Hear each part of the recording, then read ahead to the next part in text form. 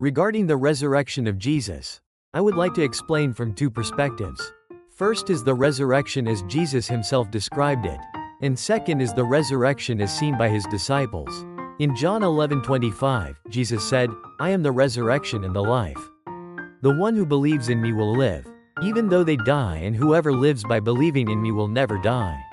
Because Jesus himself is the resurrection and the life, those who believe in him are transferred from the dominion of death to the dominion of life. This is the resurrection. In John chapter 5, Jesus said that those who hear his words and the word of God will pass from death to life, and that a time is coming when the dead will hear the voice of the Son of God, and that time is now, and those who hear will live. The resurrection Jesus spoke of did not merely mean the physical revival of a dead body. He viewed the old era, bound by sin, as being under the dominion of death. But those who believe in Jesus, the Son of God, are given the authority to transition from slavery to sonship into the realm of life. This is the resurrection. Next is the resurrection of Jesus as seen by his disciples. In his first epistle, Peter recorded that Jesus was put to death in the body, but made alive in the spirit. This statement encapsulates the disciples' understanding of Jesus' resurrection. Ignorant Jewish religious leaders used Roman judicial authority to crucify Jesus. The disciples believed Jesus was the Messiah, sent by God, and preached the gospel, unfolding a new history. But in the midst of the gospel spreading, Jesus died on the cross. The shock was immense. Some were so grieved that they returned to their hometowns.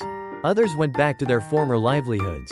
Yet Jesus, who had died in the flesh on the cross, appeared to them in the spirit and spent 40 days with them before ascending to heaven. The resurrected Jesus in his spiritual form looked slightly different from his physical form, so the disciples did not immediately recognize him. In Luke chapter 24, Jesus appeared to two disciples on the road to Emmaus, but they did not recognize him. Only when he broke bread with them were their eyes opened, and then he vanished from their sight. In John chapter 20, Mary Magdalene went to the tomb and saw the stone rolled away. Jesus stood behind her, but she did not recognize him. The spiritually resurrected Jesus is often depicted eating with his disciples.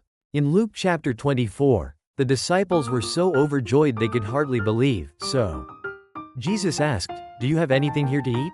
They gave him a piece of broiled fish, and he ate it in front of them. In John chapter 21, Jesus invited the disciples, "Come and have breakfast," and gave them bread and fish. Why did the disciples record these moments of sharing meals with the resurrected Jesus? The reason is to emphasize that Jesus' death on the cross did not mean the end of history. He was still with them, now in the Spirit.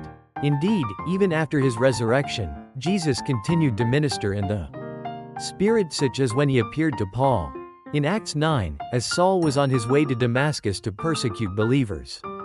Jesus spoke to him in the Spirit, "Saul, Saul, why do you persecute me?" Saul replied, "Who are you, Lord?" And Jesus said, "I am Jesus, whom you are persecuting." Later, Jesus also appeared to Paul in the Spirit to guide his missionary journey. In Acts 16, when Paul wanted to enter Bithynia, the Spirit of Jesus would not allow them. Not only Paul, but even today, Jesus continues to appear to missionaries and believers in the same spiritual form. He showed his disciples 2,000 years ago, proving that he is still with them.